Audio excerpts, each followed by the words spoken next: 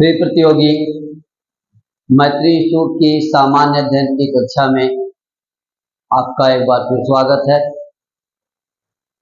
आज हम लोग बात करने वाले हैं संविधान सभा के गठन के बारे में। टॉपिक है संविधान सभा का गठन। इसके पूर्व हम लोगों ने कैबिनेट मिशन योजना के बारे में पढ़ी और कैबिनेट मिशन योजना के अनुसार भारत में अंतरिम सरकार का गठन हुआ और अंतरिम सरकार के गठन के साथ साथ संविधान सभा का भी गठन होना कैबिनेट मिशन योजना के ही अनुसार सुनिश्चित था। तो यही चीज हमें देखना है कि संविधान सभा का गठन किस प्रकार हो रहा है। पिछली कक्षा में हम लोगों ने कुछ संविधान सभा के प्रारूप पर थोड़ी सी बातें की थी। अब उसे एक एक करके विस्तार में जानना ठीक रहेगा। तो आइए बात करते हैं हम लोग संविधान सभा का गठन। सबसे पहले हम लोग एक कुछ बिंदुओं पर बात करेंगे कि संविधान सभा का विचार कहां से आया। तो सर्वप्रथम संविधान सभा का विचार, तो बिंदुवार हम लोग बात करेंगे। संविधान सभा का विचार, संविधान सभा का जो विचार है ये सर्वप्रथम इंग्लैंड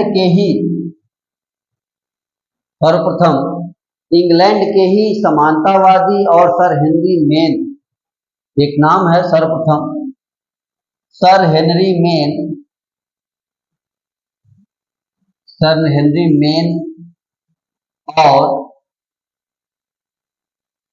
और इंग्लैंड के समानतावादियों ने दिया। समानतावादियों द्वारा। तो एक पहली बात, संविधान सभा का विचार कहां से आया। संविधान सभा का विचार इंग्लैंड के ही सर हेनरी मेन और समानतावादियों के माध्यम से संविधान सभा का विचार पहली बार सामने आया और इस विचार का व्यावहारिक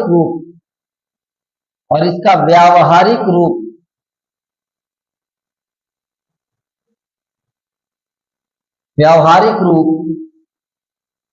अमेरिका और फ्रांस में देखने को मिला। अमेरिका व फ्रांस में। तो सैद्धांतिक तौर पर विचार प्रस्तुत किया इंग्लैंड के हेनरी मेन ने और वहां के समानतावादियों ने, लेकिन उसको व्यवहार रूप में लाया अमेरिका और फ्रांसीसियों ने, अमेरिकियों ने। इसके पश्चात भारत में प्रथम बार संविधान का जो दर्शन की बात हुई, तो भारत में संविधान का दर्शन, संविधान सभा का दर्शन, संविधान का नहीं बल्कि संविधान सभा का दर्शन जो है वो 1895 के स्वराज विधेयक में मिलता है।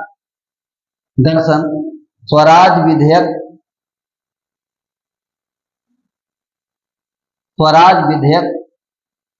1895, इसको तिलक ने प्रस्तुत किया था, तिलक द्वारा।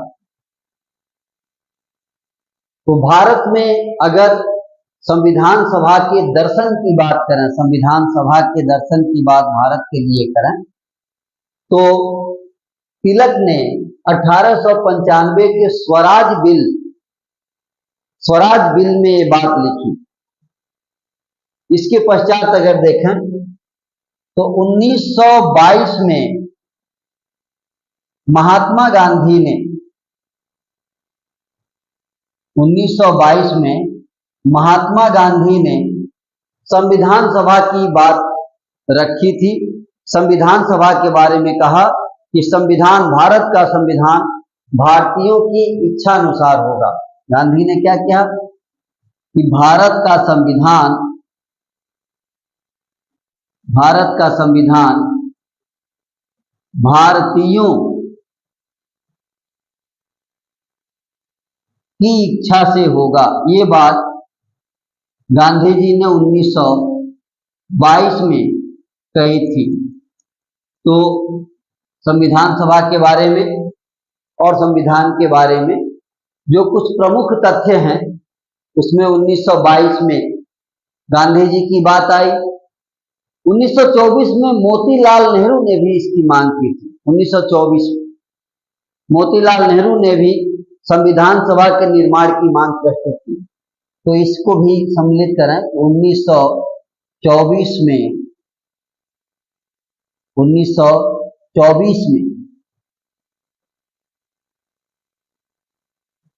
संविधान सभा के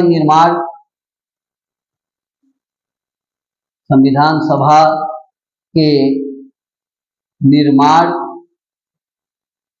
की मांग मोतीलाल नेहरू ने भी किया। मोतीलाल नेहरू ने भी किया, ये बात आप यहां ध्यान रखेंगे। तो इस तरह से संविधान सभा पर कुछ तथ्य हमारे सामने, कुछ तथ्य प्रस्तुत हुए कि किस प्रकार संविधान और संविधान सभा की मांग धीरे धीरे आगे बढ़ी। इसी को आगे बढ़ाते हुए हम लोग देखें और इससे बात करें कि 1939 में चलने से पहले एम.एन. रॉय की बात करें कि संविधान सभा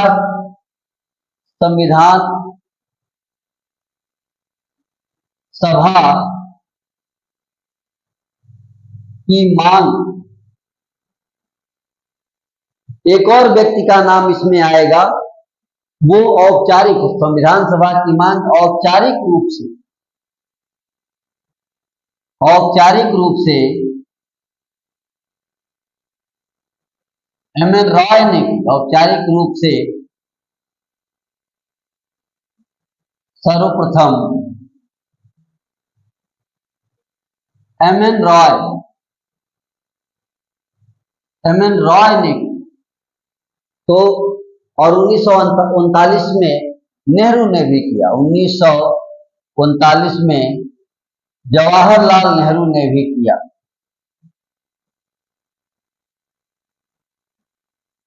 इसके अलावा एक और महत्वपूर्ण तथ्य इसमें ध्यान देने की है कि जवाहरलाल नेहरू के बाद 1939 में जवाहरलाल नेहरू ने, उसके पहले कांग्रेस समाजवादी पार्टी, इसने भी जो है संविधान सभा की मांग की थी। संविधान सभा को औपचारिक रूप से पहली बार क्रिप्स मिशन में देने की बात की गई। सर्वप्रथम क्रिप्स मिशन में आप देखेंगे कि सर्वप्रथम क्रिप्स मिशन में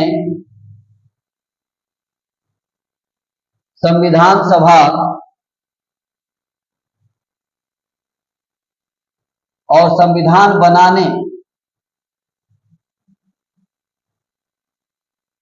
बनाने की बात की गई। तो ये आधिकारिक बात जो है ब्रिटिश के द्वारा, ये क्रिप्स मिशन में पहली बार हुआ कि भारतीय अपना संविधान बनाएंगे और संविधान बनाने के लिए एक संविधान सभा भी होगी, ऐसी बात स्वीकार किया गया। और 1946 में जहां ये सैद्धांतिक बात आई, तो 1946 में हम देखेंगे कि कैबिनेट मिशन के द्वारा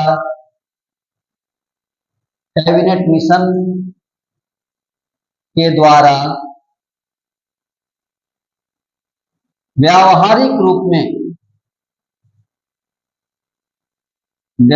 रूप में संविधान सभा का गठन हुआ।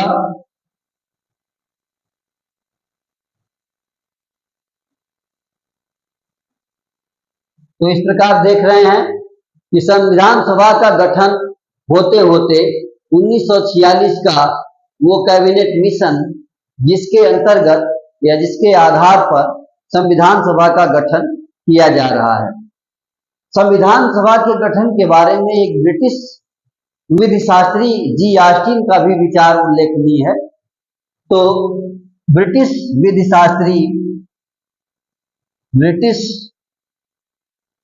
शास्त्री या विधि विशेषज्ञ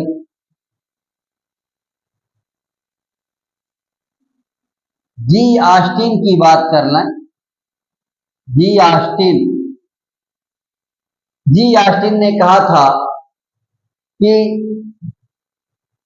संविधान सभा कांग्रेस थी, संविधान सभा जी ऑस्टिन का कहा हुआ है कि संविधान सभा कांग्रेस थी और संविधान सभा कांग्रेस थी और कांग्रेस भारत था और कांग्रेस भारत था। इस प्रकार जी ऑस्टिन का ये विचार संविधान सभा के बारे में जो उल्लेखनीय है और इस पर प्रश्न भी पूछे गए। तो अब तक हम लोग बात कर रहे थे कि संविधान सभा से संबंधित कुछ महत्वपूर्ण बिंदु, कुछ तथ्य जो प्रायः परीक्षाओं में पूछे भी गए हैं। अब संविधान सभा का गठन किया जाए तो जुलाई 1946 गठन करते हैं हम लोग अगले पेज से। जुलाई 1946 वो समय आया जब कैबिनेट मिशन योजना के तहत संविधान सभा के सदस्यों का चुनाव हुआ। इस कैबिनेट मिशन योजना के अंतर्गत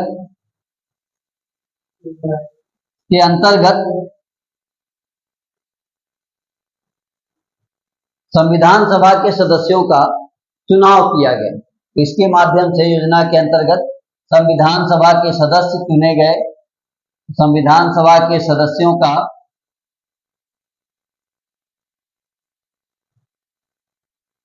चुनाव हुआ। जुलाई और अगस्त में वो चुनाव संपन्न हुए। चुनाव केवल जुलाई में नहीं बल्कि जुलाई और अगस्त में इन चुनावों को संपन्न किया गया। इसके लिए अप्रत्यक्ष निर्वाचन प्रणाली, इसकी जो व्यवस्था थी वो अप्रत्यक्ष निर्वाचन प्रणाली से होना था। ये बात हम लोग पिछली कक्षा में भी देख चुके हैं। इसके लिए प्रांतीय विधानसभाओं से यानी प्रांतीय विधानसभाओं द्वारा चुनाव होना था। ये बात भी हम लोग पिछली कक्षा में देखे हैं कि प्रांतीय विधानसभाओं के माध्यम से संविधान सभा के सदस्यों का चुनाव होना था। तो इसको चुनाव को प्रारंभ किया गया। कुल सदस्य संख्या, जैसा कि आपको पहले ही पता है कि संविधान सभा के कुल सदस्यों की संख्या ये 389 सदस्य थे और इनका पूरा विभाजन हम लोग एक जगह देख लेंगे। फिलहाल हम लोग तथ्य इसको देखते रहें। 292 प्रतिनिधि ब्रिटिश प्रांत के, इसमें हम देख लें कि ब्रिटिश प्रांतों से 292 प्रतिनिधि, चीफ कमिश्नरियों से देखा जाए तो चीफ कमिश्नरियों से 4 प्रतिनिधियों को लेना था। तो चीफ कमिश्नरी को थोड़ा स्पष्ट कर लें। ये चीफ कमिश्नरिया कौन थी, क्योंकि मुझे ध्यान आ रहा है कि चीफ कमिश्नरी को हम लोगों ने ओपन नहीं किया था, तो इसमें दिल्ली, चीफ कमिश्नरी में दिल्ली, राजस्थान में अजमेर और मारवाड़, इन दोनों की बात करते हैं। अजमेर, मारवाड़ ये हो गए। कुर्ग भी इसमें सम्मिलित था, कुर्ग और ब्रिटिश बलूचिस्तान प्रांत। तो एक का है कुर्ग और एक ब्रिटिश बलूचिस्तान।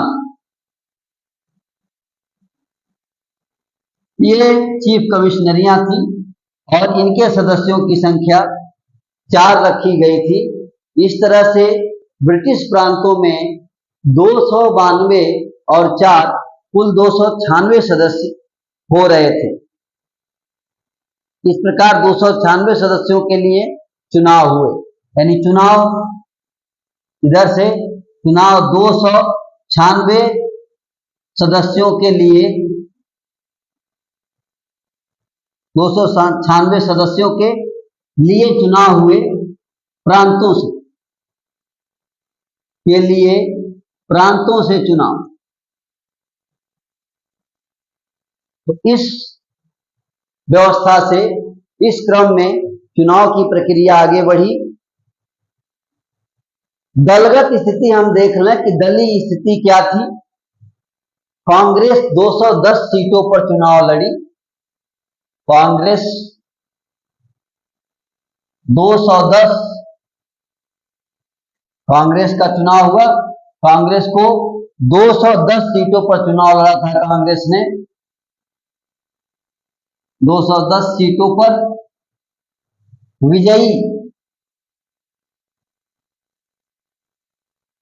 विजयी हुई 199 सीटों पर। तो कांग्रेस को अपनी सीटों में से जबरदस्त सफलता मिली थी। 9 स्थान जो है वो कांग्रेस समर्थित रहे। 9 स्थान कांग्रेस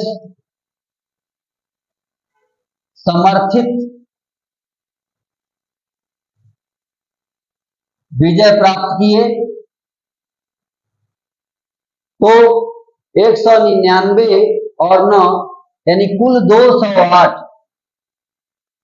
208 सदस्य कांग्रेस और उसके समर्थित दल, यानी इसमें कांग्रेस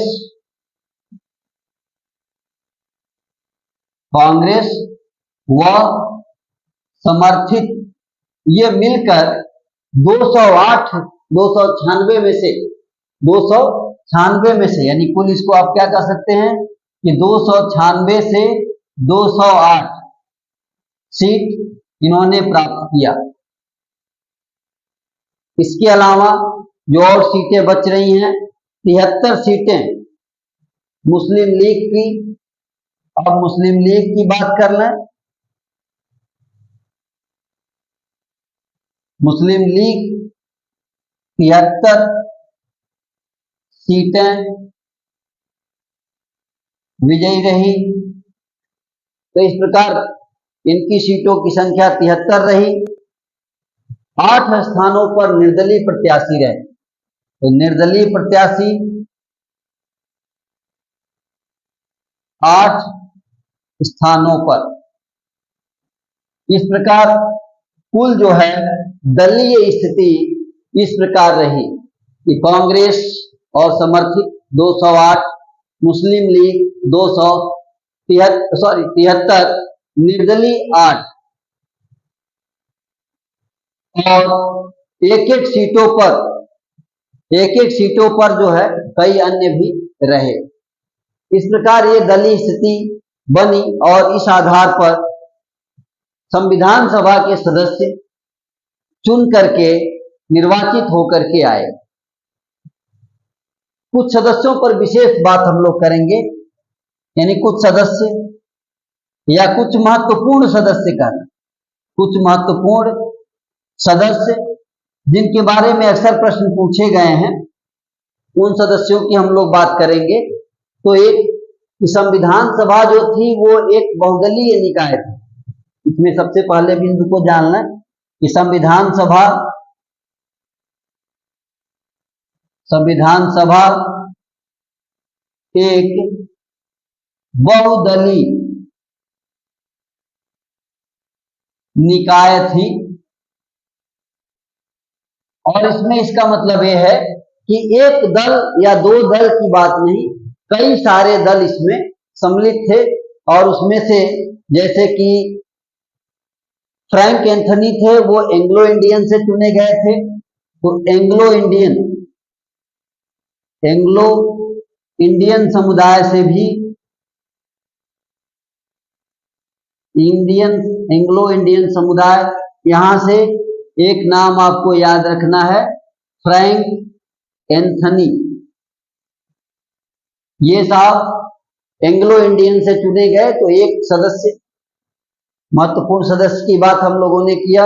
उसी तरह पीएच मोदी, ये पारसी समुदाय से चुने गए। एक बिंदु ये है, पीएच मोदी ये पारसी समुदाय से। तो इस प्रकार की स्थिति, भीमराव अंबेडकर की बात कर लें। भीमराव अंबेडकर,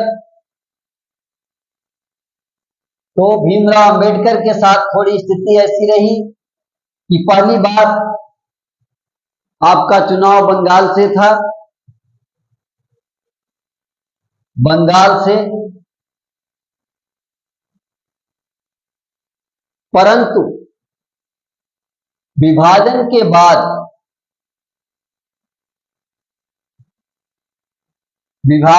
बाद आपकी सीट पाकिस्तान में चली गई। विभाजन के बाद आपकी सीट पाकिस्तान में चली गई। अब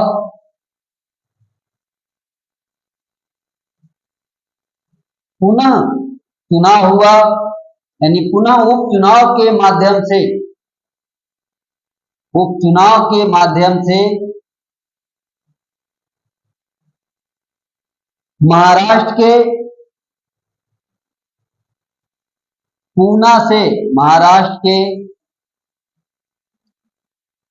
पूना सीट से कांग्रेस के एमआर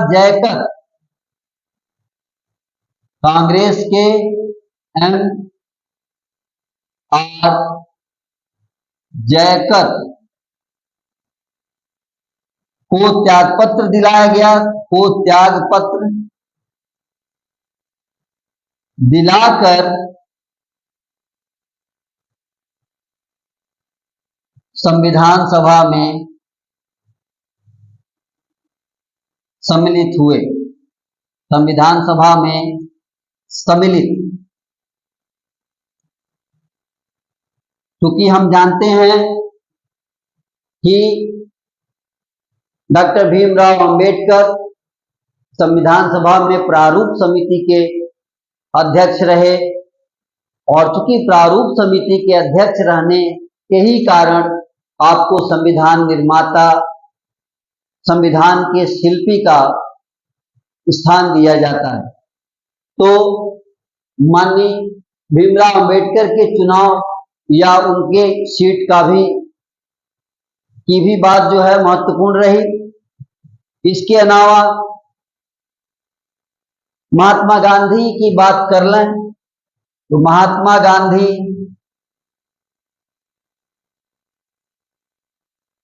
और एक और नाम मोहम्मद अली जिन्ना, और जिन्ना दोनों संविधान सभा के सदस्य नहीं थे। संविधान सभा में नहीं थे। तो इस प्रकार कुछ महत्वपूर्ण सदस्यों की बात की गई। तो मोहम्मद अली जिन्ना, महात्मा गांधी, आप दोनों महान व्यक्ति ये संविधान सभा में नहीं थे। बाहर से आपका योगदान, गांधी जी का योगदान संविधान में रहा। इसके पश्चात की जो घटनाएं हुई, संविधान सभा का गठन हुआ, जुलाई और अगस्त में चुनाव हुए, मुस्लिम लीग संविधान में सम्मिलित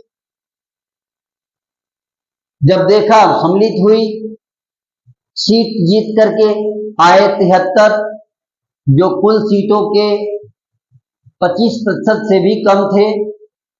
ऐसी दशा में मुस्लिम लीग ने संविधान सभा से अपने आप को बाहर रखने का निर्णय लिया, और न केवल बाहर रखने का निर्णय लिया बल्कि संविधान सभा को न चलने देने का भी निर्णय लिया, और इस तरह से अपनी संविधान सभा, अलग संविधान सभा की मांग कर डाली। तो इसमें देख लेंगे कि मुस्लिम लीग ने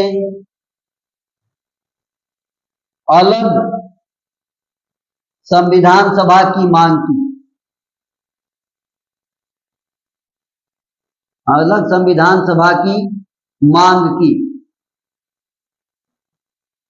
तो इनकी मांग अलग रही कि वो अलग से संविधान सभा की मांग करने लगे, और इस कंडीशन में उन्होंने संविधान सभा की जो बैठकें होनी शुरू हुई, उन बैठकों का बहिष्कार किया। संविधान सभा की बैठकों पर बात करें तो पहली बैठक से शुरू करते हैं हम लोग। संविधान सभा की प्रथम बैठक, संविधान सभा बन गई। संविधान सभा की प्रथम बैठक 9 दिसंबर 1946 को हुई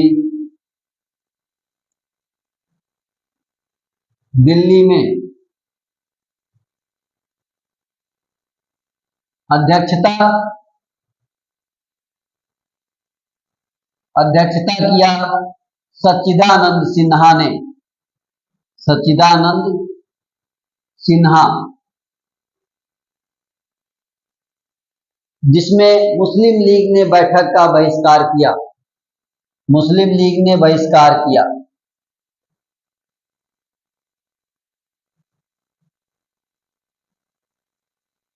तो इस बैठक में मुस्लिम लीग सम्मिलित नहीं हुई।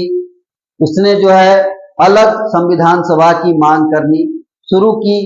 इस प्रकार जो प्रतिनिधि थे, वो कुल प्रतिनिधि जो संविधान सभा में बैठ रहे थे, 208 प्रतिनिधि उसमें सम्मिलित हुए।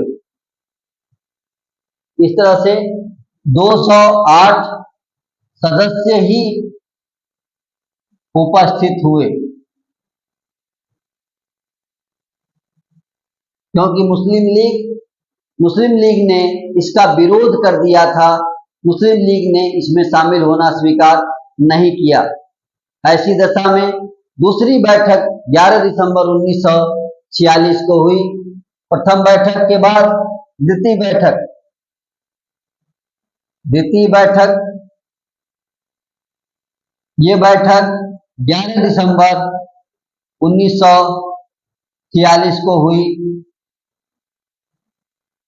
ये भी दिल्ली में हुई, और सच्चिदानंद सिन्हा अध्यक्षता जो किया उन्होंने, ये अस्थायी अध्यक्षता थी। तो यहाँ पर हम मेंशन कर लेते हैं अस्थायी अध्यक्षता। और 11 दिसंबर 1946 को पुनः जब संविधान सभा की बैठक हुई, तो उसमें स्थायी अध्यक्ष डॉक्टर राजेंद्र प्रसाद को चुना गया। डॉक्टर राजेंद्र प्रसाद, आप संविधान सभा के स्थायी अध्यक्ष बने, परमानेंट अध्यक्ष बने। संविधान की प्रारूप समिति के अध्यक्ष, संविधान की प्रारूप समिति के अध्यक्ष डॉक्टर भीमराव अंबेडकर बनाए गए।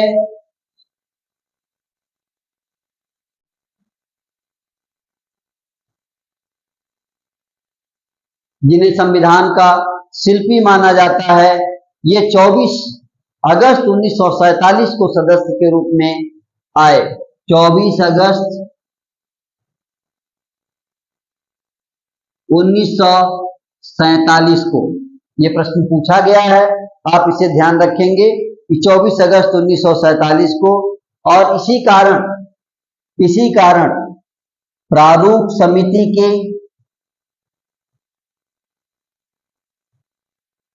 के अध्यक्ष होने के कारण डॉक्टर भीमराव अंबेडकर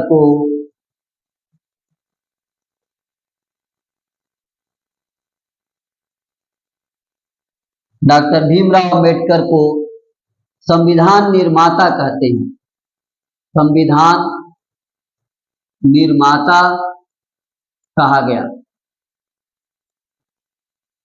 तो इस प्रकार संविधान सभा का गठन हुआ और संविधान के निर्माण का कार्य प्रारंभ हुआ।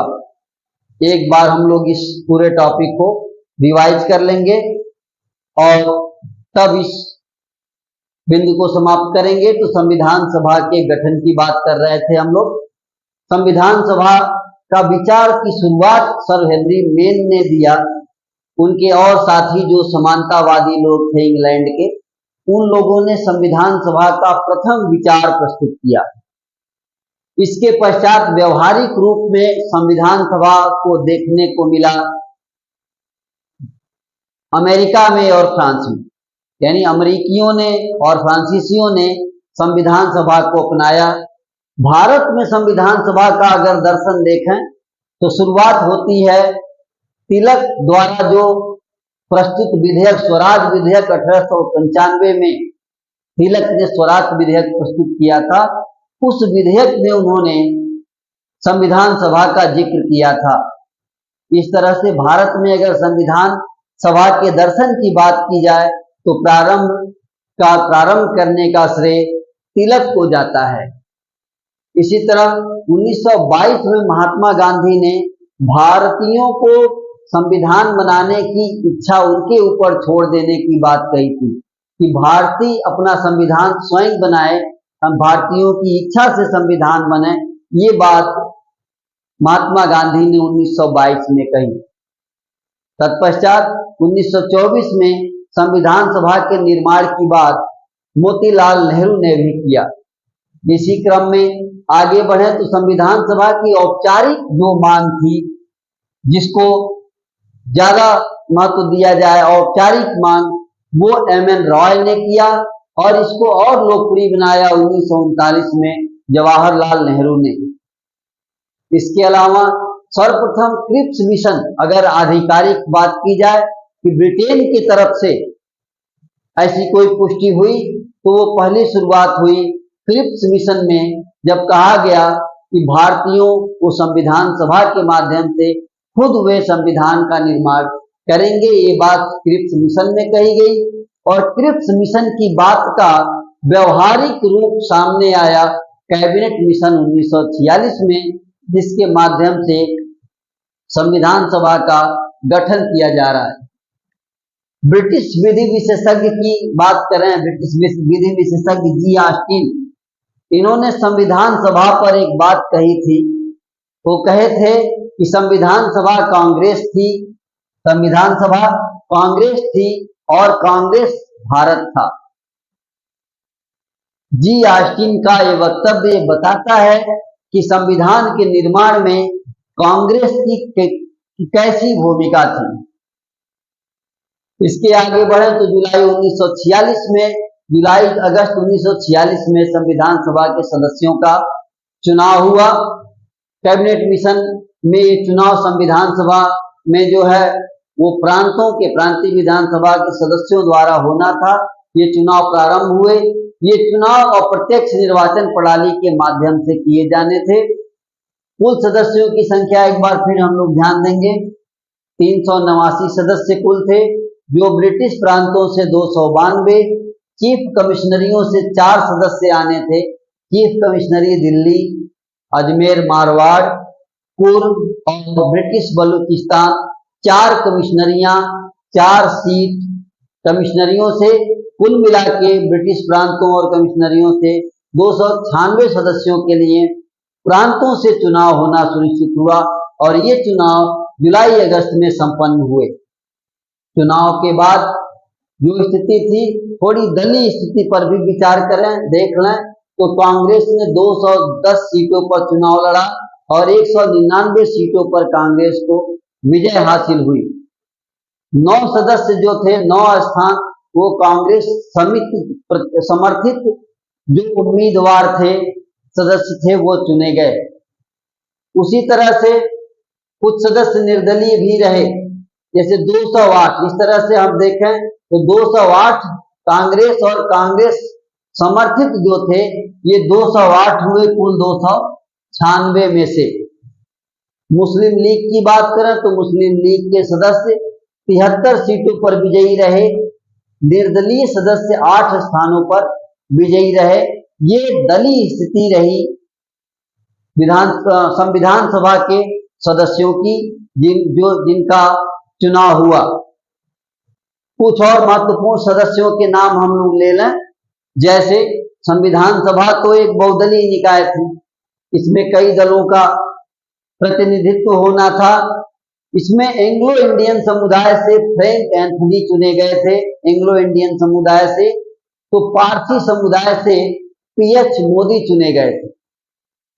उसी तरह से भीमराव अंबेडकर जो संविधान के निर्माता हैं, इनके बारे में तो बंगाल से इनका चुनाव हुआ था, लेकिन विभाजन के बाद ये जो बंगाल से जहां से इनका चुनाव हुआ था, वो पाकिस्तान में चला गया। पाकिस्तान में सीट के जाने की वजह से पुनः उपचुनाव के माध्यम से आपका चुनाव हुआ। महाराष्ट्र के पूना सीट से कांग्रेस के एम.आर. जयकर ने इस्तीफा दिया, त्यागपत्र दिया और उनकी जगह पर डॉक्टर भीमराव अंबेडकर का चुनाव हुआ और वे चुनकर संविधान सभा में सम्मिलित हुए। इस तरह से महात्मा गांधी और जिन्ना की बात करें तो महात्मा गांधी और जिन्ना आप दोनों संविधान सभा में सदस्य नहीं थे। मुस्लिम लीग ने अलग संविधान सभा की मांग शुरू कर दी, क्योंकि संविधान सभा में मुस्लिम लीग का जो प्रतिनिधित्व था उसे इतना कम प्रतीत हुआ कि उसके लगा कि ये उसके लिए काफी नहीं है। वो देश को तोड़ने, देश को बांटने का जो उनकी जो कठोरता थी, उन्हें जो चाहिए था, उसके लिए वो अलग संविधान सभा की मांग करना शुरू कर दिए। संविधान सभा की बैठकों पर आए तो संविधान सभा की पहली बैठक 9 दिसंबर 1946 को दिल्ली में हुई। उसकी अस्थायी अध्यक्षता, उसकी अध्यक्षता सच्चिदानंद सिन्हा ने किया, जो अस्थायी अध्यक्ष थे। मुस्लिम लीग ने इस बैठक का बहिष्कार किया, प्रथम बैठक का, इसलिए इसमें 208 सदस्य ही उपस्थित रहे। 208 सदस्यों की उपस्थिति रही। दूसरी बैठक 11 दिसंबर 1946 को पुनः दिल्ली में हुई, जहां सच्चिदानंद सिन्हा जी के स्थान पर स्थायी अध्यक्ष के रूप में डॉक्टर राजेंद्र प्रसाद का चुनाव किया गया। संविधान सभा की प्रारूप समिति के अध्यक्ष बनाए गए अगस्त 1947 में भीमराव अंबेडकर साहब। भीमराव अंबेडकर जो प्रारूप समिति के अध्यक्ष हैं रहे, चूंकि प्रारूप समिति जैसी महत्वपूर्ण समिति की अध्यक्षता के कारण आपको संविधान निर्माता का पद भी दिया गया। संविधान निर्माता के रूप में आपको जाना जाता है। अब आगे हम लोग संविधान के निर्माण की प्रक्रिया पढ़ेंगे। तब तक के लिए धन्यवाद।